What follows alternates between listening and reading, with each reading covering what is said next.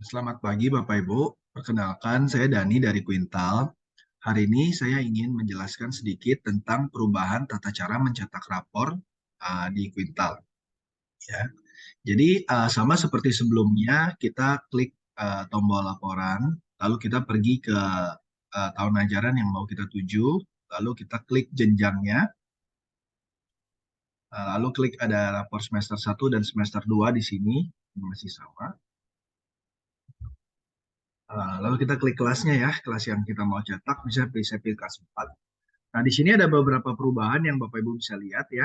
Nomor satu, ada tulisan hijau ini, proses penghitungan nilai sudah selesai, rapor sudah siap untuk dicetak. Yang hijau ini adalah memastikan bahwa semua penilaian yang diinput oleh Bapak Ibu guru sudah terhitung sampai ke nilai akhir ya. Apa itu nilai akhir atau nilai KI3 dan KI4 dan nilainya sudah terupdate. Oke.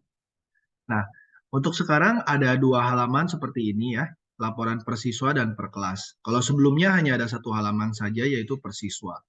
Nah, lalu di bawah di sini biasanya dulu ada tulisan cetak rapor per kelas ya, untuk yang tengah semester dan akhir semester. Nah, sekarang kami pisah. Nah, jadi yang lama ini kami lihat kelemahannya ada dua ya Bapak Ibu. Nomor satu, tidak adanya track record rapor siswa. Jadi setiap kali kita klik tombol yang di bawah ini yang sekarang sudah hilang, maka kita hanya bisa lihat yang latest saja gitu. Yang sebelumnya kita tidak bisa melihat. Jadi jika terjadi kesalahan data atau input, kita tidak bisa melihat track recordnya gitu. Nah, lalu ada satu lagi, dengan metode yang lama itu, kalau misalnya kita klik yang cetak akhir semester untuk satu kelas, maka sistem akan memproses rapor tersebut dan user harus menunggu ya, menunggu biasanya dia nunggu lama di halaman itu, juga tidak ada pesan apa-apa.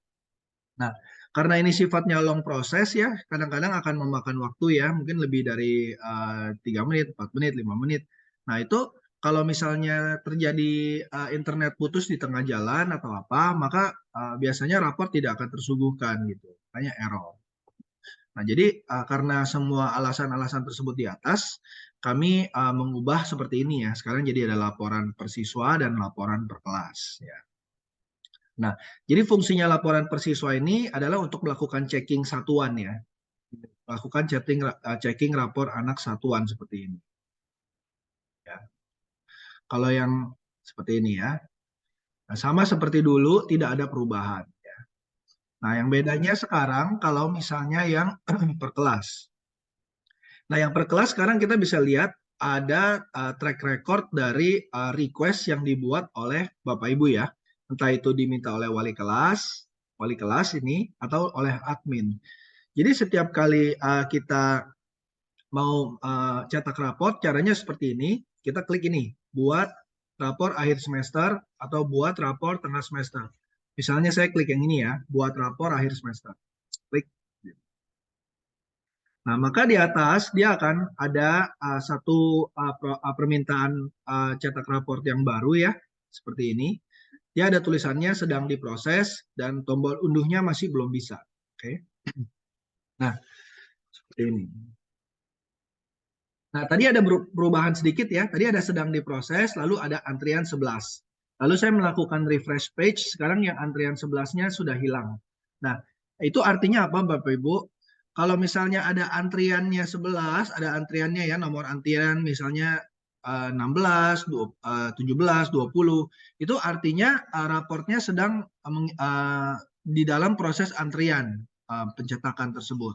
Nah, tapi kalau misalnya proses antriannya tadi sudah hilang, maaf, yang queue number-nya tadi sudah hilang, seperti ini sekarang berubah jadi sedang diproses, artinya rapor ini memang sekarang sedang diproses oleh sistem. Jadi kita tunggu saja, sebentar sedang diproses, kita refresh mungkin, nah dia akan sukses seperti ini.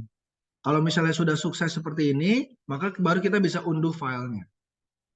Ya, rapor dibuat pada tanggal sekian sekian sekian, pastikan tidak ada perubahan data nilai setelah tanggal tersebut. Lanjutkan mengunduh, saya klik. Nah, sekarang filenya ini sudah berbentuk PDF yang bisa langsung disimpan, diarsipkan. Oke. Nah, cuma bedanya kalau misalnya kita lihat di halaman yang tadi, kita lihat di sini, ya.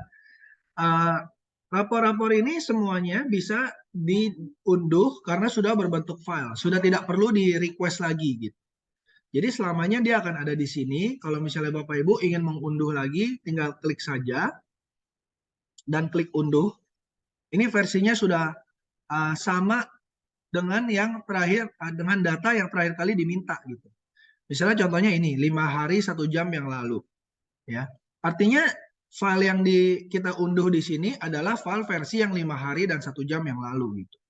Jika terjadi perubahan data di tengah jalan, entah itu mungkin ada nilainya diupdate oleh guru dan lain sebagainya, itu tidak akan terrefleksikan di versi yang ini gitu. Jadi kalau misalnya ada perubahan data, guru mengubah nilai atau mengubah format, rapor, dan lain sebagainya, dan sekolah ingin mendapatkan versi raport yang paling latest, kita harus klik lagi ini, buat rapor akhir semester lagi. Nah, di sini maka akan diproses lagi. Oke, nah, kira-kira seperti itu ya Bapak Ibu. Nah, terakhir yang saya mau share di sini untuk nomor antrian nomor 7 ini, jangan khawatir, kuintal secara sistem kita menyediakan ada 24 worker ya untuk proses raport ini. Oke, jadi setiap menit itu akan bisa mencetak 24 rapor untuk kuintal gitu. Jadi sebenarnya kalau misalnya kita lihat nomor antrian 7 seperti ini kuintal mengerjakannya tidak satu persatu, tapi 24 sekali jalan gitu. Dan setiap kali jalan itu 1 menit sekali gitu. Jadi kalau misalnya kita lihat ini, kalau saya langsung refresh, ini udah sukses gitu. Ya, jadi nomor antrian 7 itu bukan berarti dikerjakan satu persatu, cuma dikerjakan 24 sekaligus gitu. Ya. Oke. Nah, kira-kira seperti itu Bapak Ibu perubahan yang kami lakukan untuk semester ini.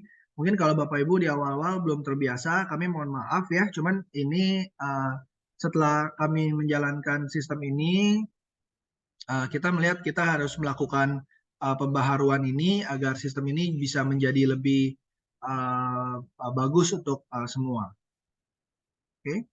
Terima kasih Bapak Ibu atas perhatiannya. Jika ada pertanyaan, silakan diajukan ke PIC masing-masing sekolah. Terima kasih.